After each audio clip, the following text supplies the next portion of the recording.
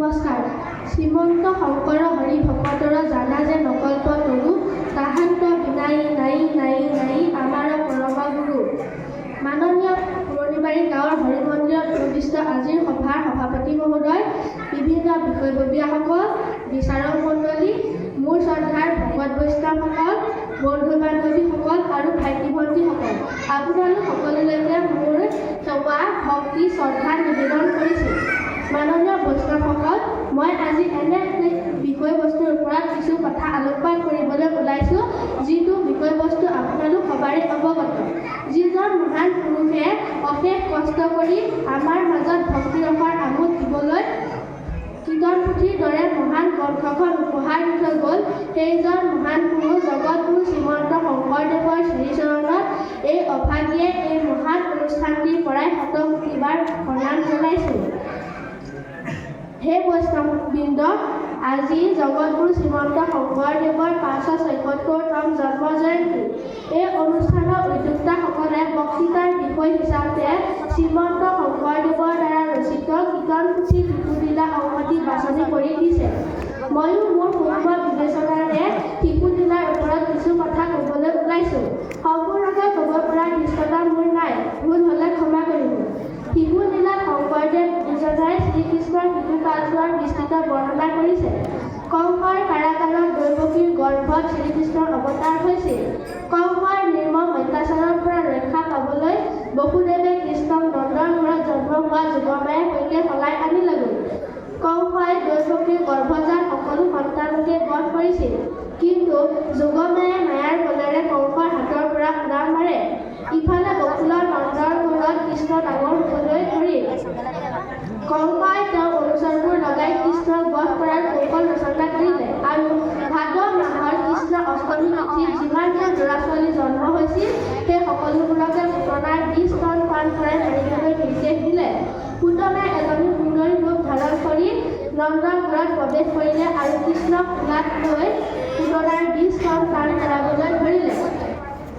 কিন্তু শ্ৰীকৃষ্ণ যে স্বয়ং ভগৱান, তেওঁ অন্তৰ্যামী, সকলো কথা জানি, সেয়েহে পুতনাৰ ২০ স্তন পান কৰাৰ চলেৰে পুতনাক ইহ সংসাৰৰ পৰা বিদায় দিলে। বধিৰ ভান ভাঙিয়ে সমনীয়াৰ লগত নিজৰ ঘৰত বা বকুলবাসীৰ ঘৰে ঘৰে দৈ মাখন চুৰি কৰি খাইছিল। গাখীৰ খীৰাবলৈ বান্ধি থোৱা দামুৰি মেলি দিছিল। নিজৰ ঘৰত লবনো ভান ভাঙি নষ্ট কৰাৰ বাবে মাক যশোদাই তেওঁক গঁৰালত বান্ধি থৈছিল। সেই সুযোগতে দুজোপা ডাঙৰ অৰ্জুন গছৰ ৰূপ ধাৰণ কৰি থকা নল আৰু মণিকী নামৰ দুজন শাপগ্ৰস্ত ব্যক্তিক উদ্ধাৰ কৰে। লগৰীয়াৰ লগত খেলি থাকোঁতে মাটি খোৱা কৃষ্ণৰ মুখত মাক যশোদাই সমগ্ৰ পৃথিৱীখনকে দেখা পালে। শ্ৰীকৃষ্ণই লগৰীয়াৰ লগত যেতিয়া গৰু চৰাবলৈ গৈছিল, তেতিয়া অঘাসুৰ আৰু বকাসুৰে কৃষ্ণক নিধন কৰাৰ উদ্দেশ্যে বৃন্দাবনলৈ গৈছিল, কিন্তু শ্ৰীকৃষ্ণই তেওঁৰ লগৰীয়াসকলৰ তৎপৰতাত এই অসুৰসকলক বধ কৰিলে। কালিন্দী হ্ৰদৰ পাৰত সকলো গৰখীয়াই গৰু চৰাই আছিল। এনেতে এজন সমনীয়াৰ এটা বল গৈ সেই হ্ৰদত পৰিল আৰু কৃষ্ণক আনি নিবলৈ কাকুতি কৰিলে। কৃষ্ণই তেওঁৰ কথা ৰক্ষা কৰি সেই হ্ৰদত নামিল। কালিন্দী হ্ৰদত কালী সৰ্পৰ পৰিয়ালে বাস কৰিছিল। কৃষ্ণই কালী সৰ্পক দমন কৰি ৰমণ দ্বীপলৈ গমন কৰিবলৈ নিৰ্দেশ দিলে। এই সকলোবোৰতে শ্ৰীকৃষ্ণৰ ঐশ্বৰিক গুণ গৰিমাৰ কথা প্ৰকাশ পাইছে।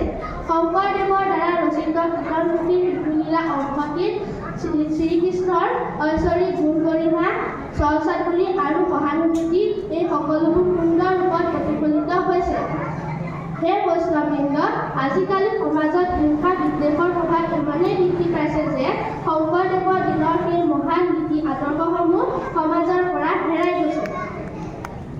সমাজত যেতিয়া অধৰ্মৰ প্ৰাদুৰ্ভাৱ ঘটে, তেতিয়া শ্ৰীকৃষ্ণই বিভিন্ন অৱতাৰ ধাৰণ কৰি দুষ্টক দমন কৰে আৰু শান্তসকলৰ লগত শান্তি শৃংখলাবদ্ধভাৱে বৰ্তি থাকে। আহক আমি সকলোৱে সমাজত শংকৰদেৱৰ সেই মহান নীতি আদৰ্শসমূহ সাৰোগত কৰি সমাজৰ উন্নতিৰ হকে কাম কৰোঁ। তেতিয়াহে সমাজৰ উঠি অহা প্ৰজন্মই ধৰ্মৰ শিপাডাল ধৰি ৰাখিব পাৰিব।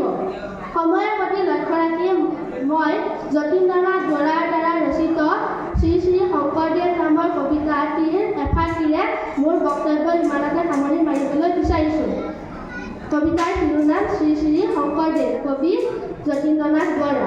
কোন তোৰ অতীতৰ ধ্যান ভগ্ন যোগী তুমি, তব পুণ্য কিৰণেৰে কৰিলা পবিত্ৰ ভূমি। নিৰলে বজাই নিলা কোন কবি কাননত, স্বৰ্গৰ বাতৰি আনি দিলা দেৱ মূৰত। মধুৰ জংকাৰ তাৰ গভীৰ উদাৰ সুৰে, আজিও উঠিছে বাজি অসমৰ ঘৰে ঘৰে। যি দিনৰ সুৰেৰে প্ৰেম মন্দাকিনী ধাৰা, অসীম সাধনা বলে নমালা স্বৰ্গৰ পৰা। গোৱালা ভক্তিৰ সুৰ, দিলা ধৰ্ম, দিলা জ্ঞান, দিলা ভাষা অসমক, কৰিলা জীৱন দান। তোমাৰ জীৱনী বেদ লিখে এনে সাহিত্যকাৰ, গোটেই অসম ভূমিত বিস্তৃত জীৱনী যান। ধন্যবাদ।